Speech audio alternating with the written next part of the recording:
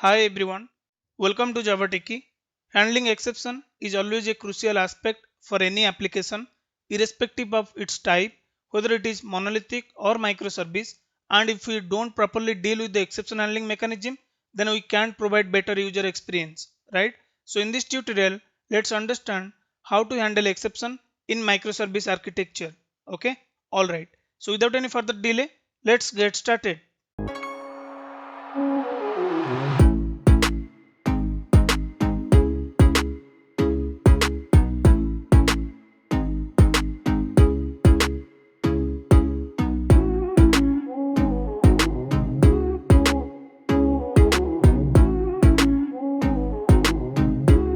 So before we jump into the implementation, let me walk you through the microservice architecture and use case where you can implement this exception handling mechanism, and also you'll understand how you can propagate exception from one layer to another layer or from one microservice to another microservice. Okay.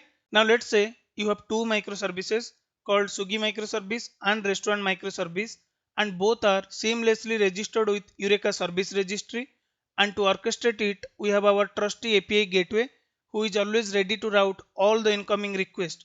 When a user sends a request, the API gateway plays a crucial role. If the request is for /sugi, then it gracefully redirects it to the Sugi microservice. Similarly, if the request pertains to /restaurant, it intelligently forwards it to the corresponding microservice. So far so good, right? This is the essence of a typical microservice flow. Now, the interesting part here is we understand that if a user sends a request to Sugi, it eventually reaches to the Sugi microservice, which in turn consume API from the restaurant service. But what happens if the restaurant service encounters an error? It could be 4x or 5x. How do we propagate this error back to Sugi service and subsequently back to the API gateway? This is what the challenging part in microservice architecture, isn't it? Don't worry, let's explore this real world use case with a hands-on implementation. So let's go back to our favorite ID. So to save our time, already I created this small POC with all the required microservices, Sugi app, restaurant microservice, and service registry and API gateway. Okay, all these microservices I already created. I'll walk you through the code so that you can understand it better. Okay, there is no rocket science, and this is the same example I have used in multiple content. So I will also share the link in video description for your reference. So let's begin with the restaurant service. If you'll go to the controller of restaurant service, here you can see I have defined one endpoint, right? /order ID will take the order ID as an input and will fetch the order object from the service. Now if I'll open the service call, in service it will simply take the order ID as an input and it will call the order DAO.getOrderById. If the order is found, well and good, it will return the order response back. Otherwise it will throw the simple exception that order not available with this particular ID. Okay. Now if you validate this order DAO call, there is very simple logic. I have created a map, and in this map I have added the key as a order ID and value as a order object. Okay, this is the simple static data I have just defined in my order DAO class. So this is the API. So if you go to the controller again, give the order ID and get the order object from the map if the ID is matched. Okay, now this particular endpoint is being called by the Sugi microservice. So if you observe the architecture, in restaurant microservice we have defined this particular endpoint and that is being consumed by Sugi microservice. So now let's go to the Sugi microservice. So if you'll check the Sugi microservice controller class, it will take the input as a order ID and it will call the service. Let's go to the service call, and if you observe in the service, it do call the restaurant service client.fetch order status by taking the order ID as a input. Now this is the client from where we are doing the REST template call to the restaurant service. Now if I will show you the code, this is what the simple logic we have. Can you see here? Template.get for object, and this is the URL of restaurant service /restaurant orders and status, and this is what the order ID. Okay, this is the simple API call. So when you will trigger this particular endpoint from the Sugi, it will simply call the restaurant service through REST template. Okay, and here we have defined the service registry where we have just registered our both the microservices, and also we have defined the API gateway who will help to route the request. Okay, all the incoming request will be redirect from API gateway to the corresponding microservices, and that configuration we have written here.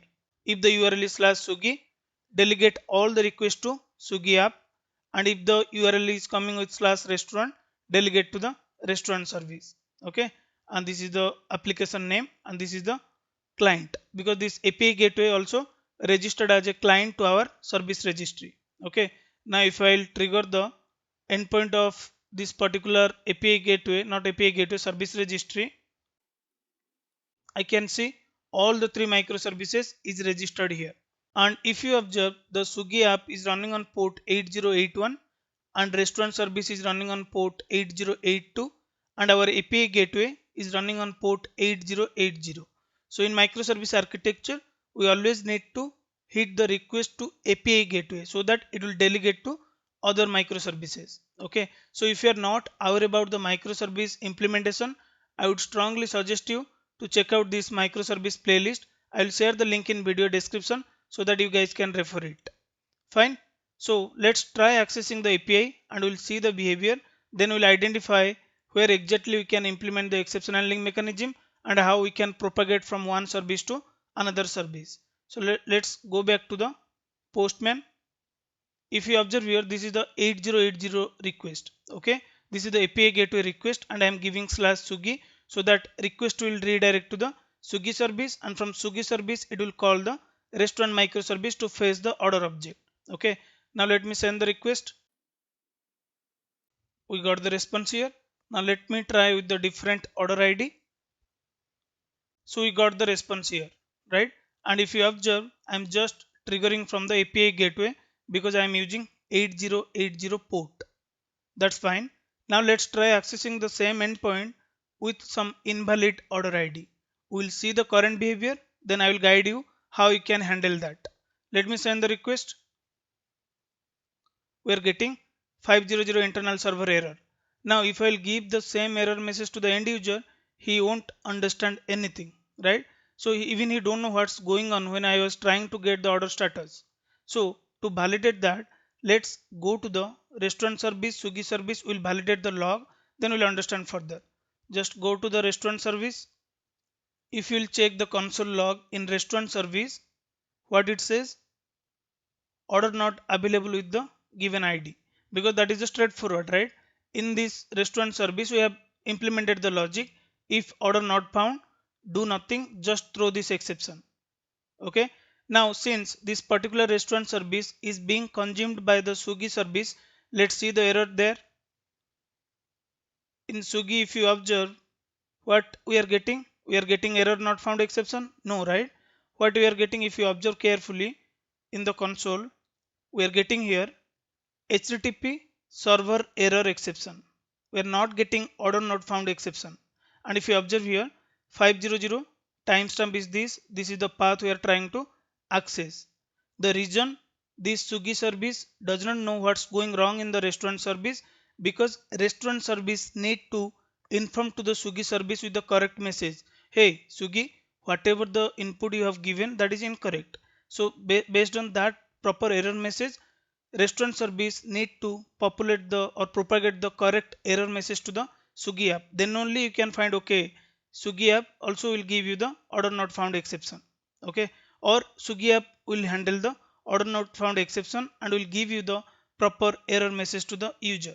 So if you observe the flow, restaurant service throw 5xs, which is nothing, server error. But Sugi service is unable to handle it, because what's going on in the restaurant service, he didn't inform to the Sugi service. Now how restaurant service need to inform to the Sugi service, hey, I am getting this error and this is what the error message, you please handle it and throw it back to the API gateway. Okay, so let me show you that. Go back to restaurant service. So instead of simply throwing this, what you can do in the restaurant service, you just define a global exception handler. You just handle this exception and propagate or populate with your own custom error message. So for that, what I'll do, I'll simply create a DTO class called custom error response or something like that. Then simply just define few value. Like I want to display the what is the HTTP status of the error and what is the exact error message and what is the error code. So this error code is something you can define some global error code, or you can get it from the properties file, that is up to you. So let me define some error code, okay, static error code. Just go back and create a class called global error code or something like that. Then just define these two error code. It is optional, guys. You can define multiple error code, and this is the best practice, okay. But it's not recommended to hard code in the constant file. Rather, you can load it from some external properties file about the code, okay. Something you can keep error.json, and you can define the key and value. From there you can fetch it. Since this is the demo, to give the better experience about the custom error response, I have just created some error code. Error order not found, this is the error code, and this is for generic error, okay. That's pretty cool. Now we have defined the custom error response, so let me define the annotation data, all argument constructor, no argument constructor, and then builder. Fine. Now what I need to do, I need to define my own exception handler, global exception handler, so that whatever the error I am throwing here, that I can map to my own error response object or custom error response object, so that I can give some meaningful error messages to Sugi service, and Sugi service can return it back to the API gateway. That is what the flow, right? So currently we are in the restaurant service. We are handling the exception in restaurant service. Then we'll see how we can propagate back to the Sugi, and then we'll understand how we can handle it in Sugi and throw it back to the gateway. That's cool. Just go to the idea. Now let's define our exception handler class. So what I'll do, I'll just define a package called advice. Okay, then I will just create some class like global restaurant service global exception handler or something like that. Okay, this is the class I have written, restaurant service global exception handler. Then what I need to do, just annotate this with @rest controller advice. Okay, now we want to handle the exception for order not found exception. So what I'll do, I'll just define a method public, where I will return the response entity, which is nothing my custom error response. So I will make it generic for now. Then handle, this is the method name, okay. You can define any name. Now in this handle order not found exception, I want to catch order not found exception. So what I will do, I will just copy the exception, or I can just type it here, order not found exception. Fine. And also I need to tell to the exception handler, hey, this method is for order not found exception class. Fine. Next, simply here I will build my custom error response message, and I will just return it back. So custom error response, just I need to define each and every field, just set the status. So I'll just define internal server error.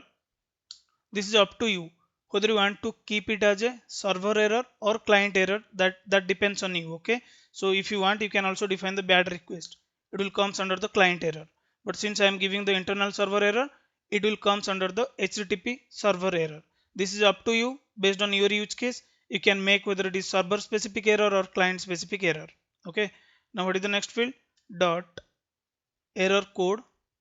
I can define the error code, something the static what we have defined, global error code dot error order not found, something like that. And then I can define the error messages, which is nothing what I will get from this exception. Fine, then I will just simply build it, and I will just return response entity, okay, dot what is the status? Internal server error. Or you can just, instead of writing this, you can define this, I want to make as a server error with body. What is the body? With my own custom error response. Now you can just add a log statement SL4J, and I just want to capture the log whether the error is getting handled in restaurant service or not. So I will just add here something like log dot and you can define something like the class name. Okay, so simply I have just added a log statement for tracking purpose. That's fine. Now the question here, this is the interesting interview question. So if I have 10 different type of exception, do I need to create different method for them, like this? For handle order not found exception, for handle xyz exception, for abc exception, do I need to define 100 type of exception handler method? That is up to you. If you want, you can do it, no one can going to stop you. But if not, rather doing it multiple times or making the code duplicate, you can define a generic. Okay, when I say generic, superclass of every exception is exception. Just define if any exception is coming, just deal with this.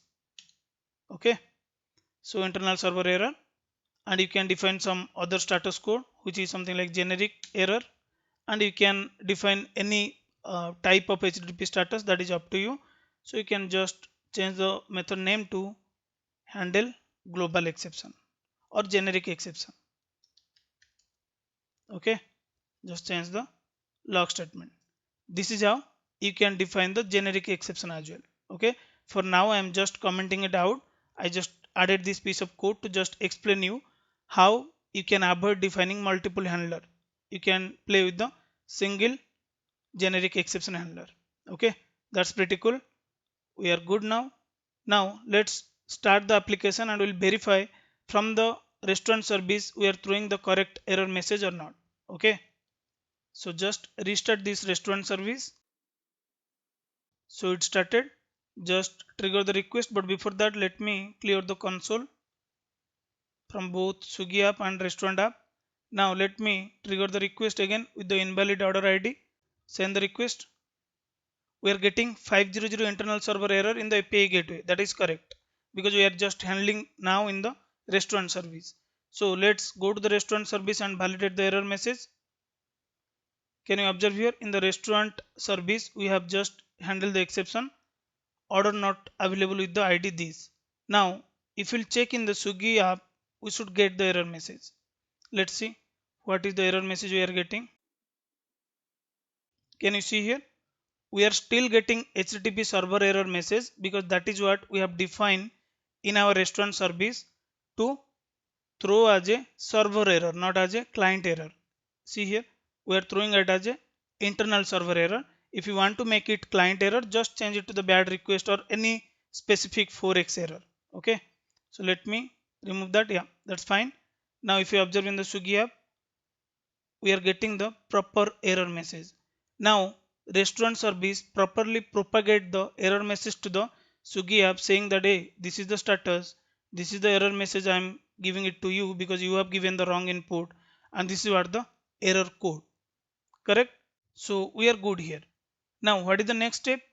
We just capture the HTTP server error message with the correct error messages from the restaurant service.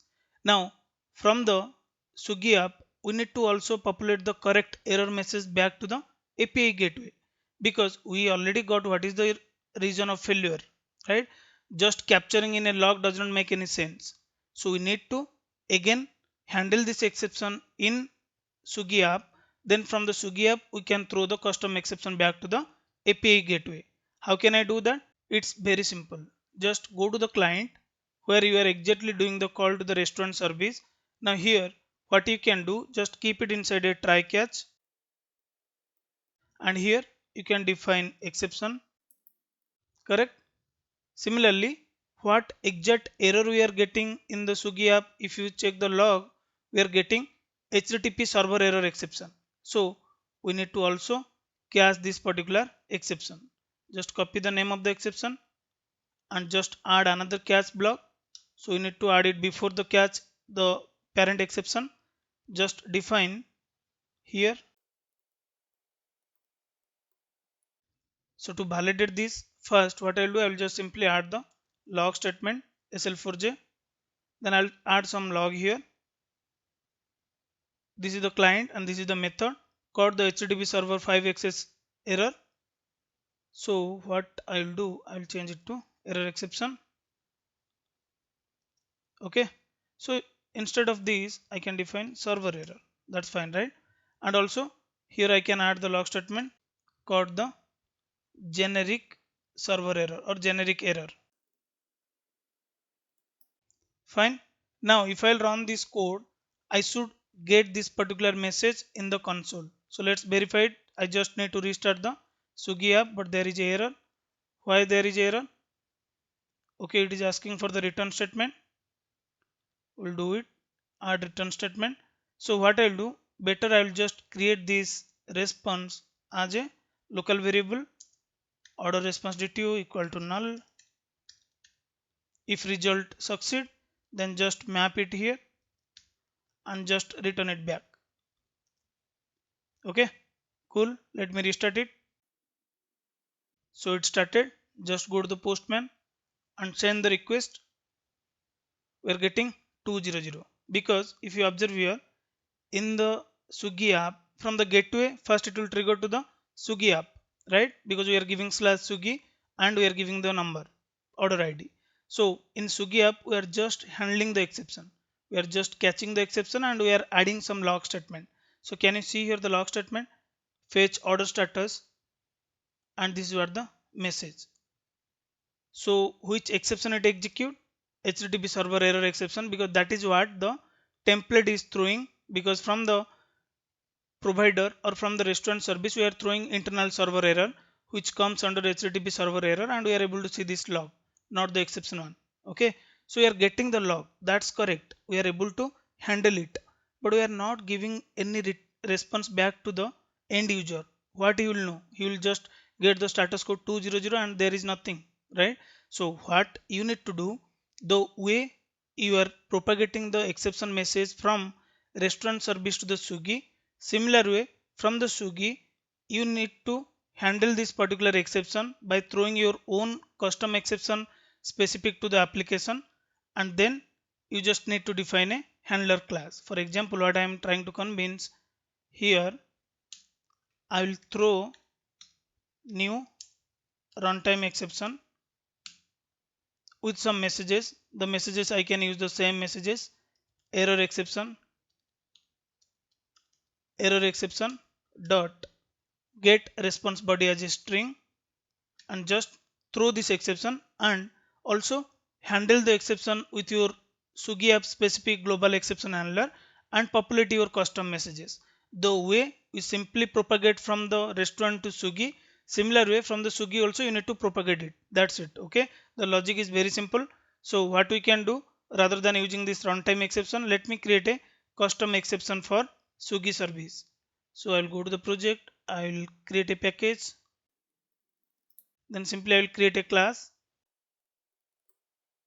Now simply extends it from runtime. It is up to you whether you want to extend from runtime or you want to extend from exception, whether you want to make it checked or unchecked, that's the difference. Okay, runtime exception, and I just need to override the constructor. That's it. Let me close this guy.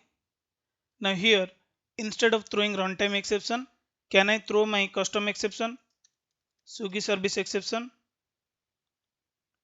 Okay, and we are getting the error response as a string. See here, we are getting it. Now what we'll do, I'll write a handler for this particular exception. The way we have written the handler in the restaurant service, so that any exception occurs, that particular response will propagate back to the caller, right? Similarly in Sugi, if there is any exception occur, I want to propagate the custom error message to the caller. Who is the caller for Sugi? That is gateway, right? So I will just define a handler class. So since I already explained how to define, better let me copy it from the restaurant service. Just go back to the Sugi app, and here also you can define a package called, I'll just rename it. Okay, that's it. And this particular Sugi service global exception handler will deal with which exception? Sugi service exception, because that is what we are throwing from our service, right?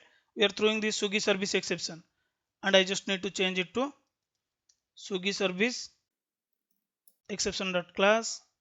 Here also I need to change it to the Sugi service exception, correct? and I will also change the method name to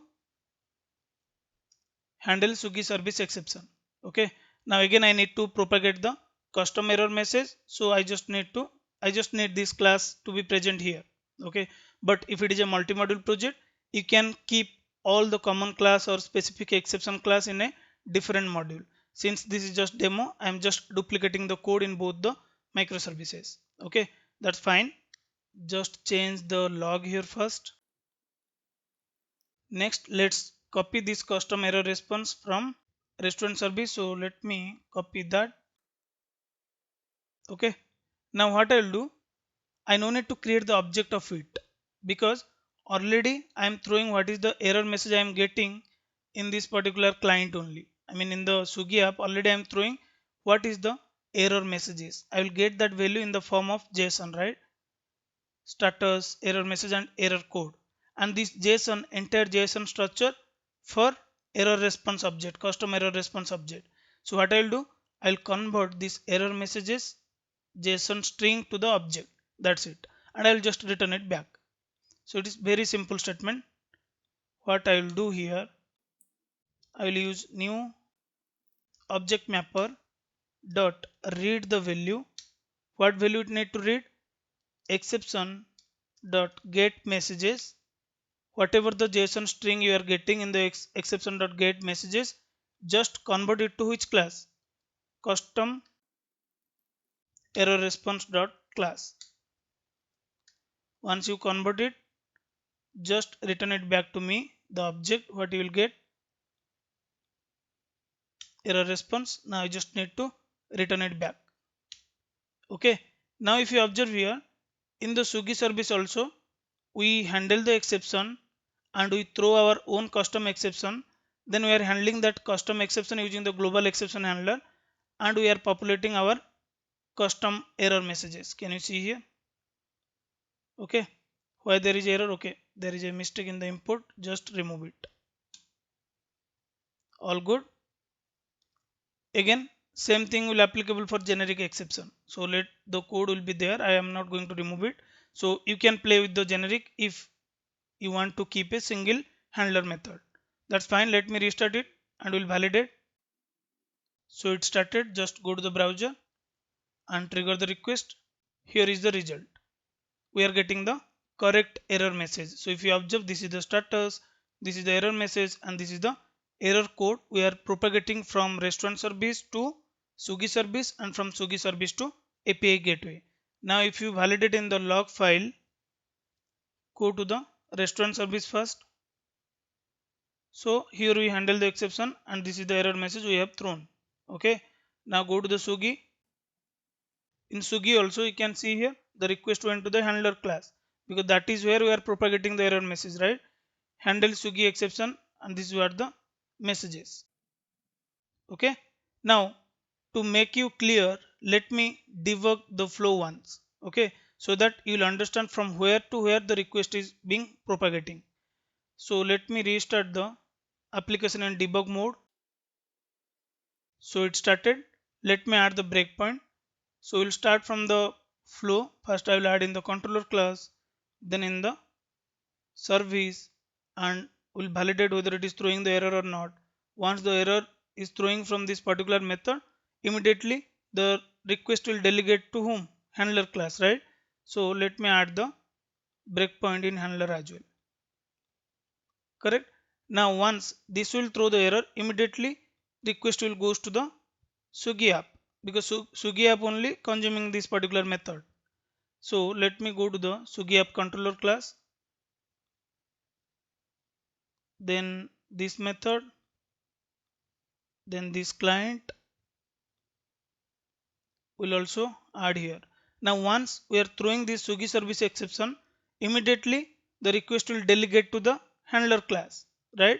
Where you have just handled the same exception. So just add a breakpoint here. Simple flow, okay? So let me enable this breakpoint. Yeah. So all good. Let me hit the API gateway. When I'll hit API gateway 8080/Sugi, the first request will land to whom? Sugi app. Let's verify that.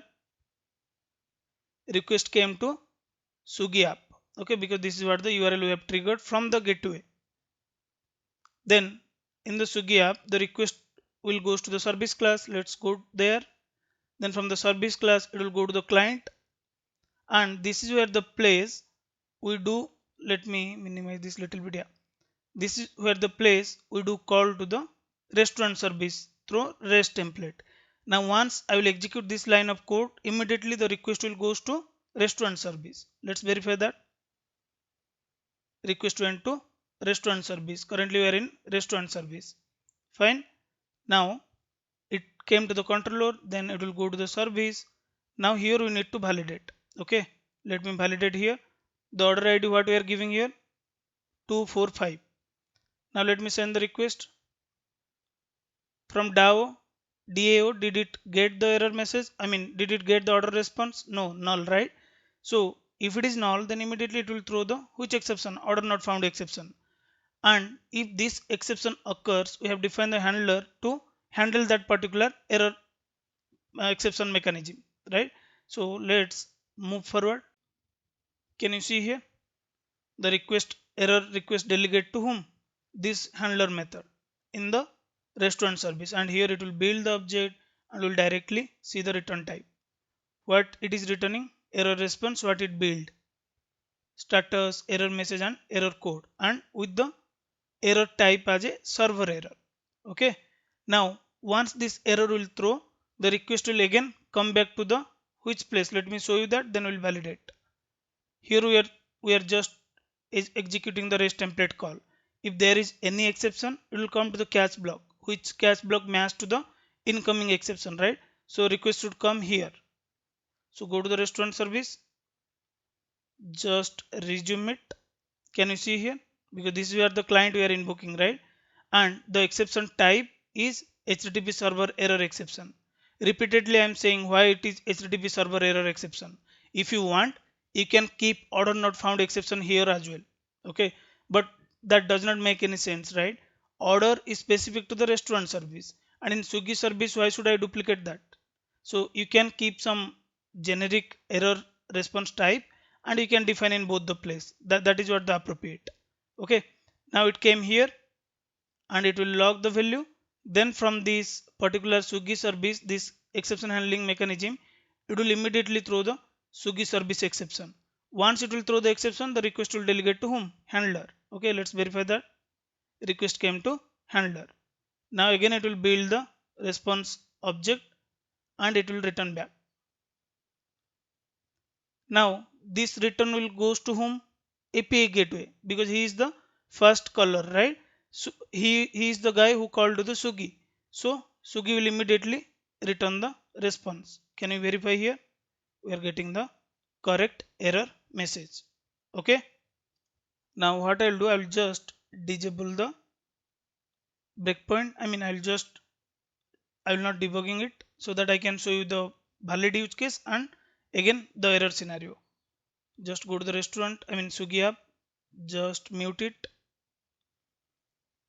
Fine. Just go to the postman. Okay, this is H, right? This is the valid input. This is the valid ID. Send the request. We got the response. But if I'll remove something, I mean if I'll give invalid ID, let's see, we are getting the correct messages. Okay, you can make your error response more meaningful by adding different type of error code, status, and different way to design your custom error message. Okay, so this is how we can usually handle the exception in microservice architecture, and we propagate exception from one microservice to another microservice to API gateway. Okay, so just give a try with this use case and let me know in a comment section if you guys have any doubts. That's all about this particular video, guys. Thanks for watching this video. Meet you soon with a new concept.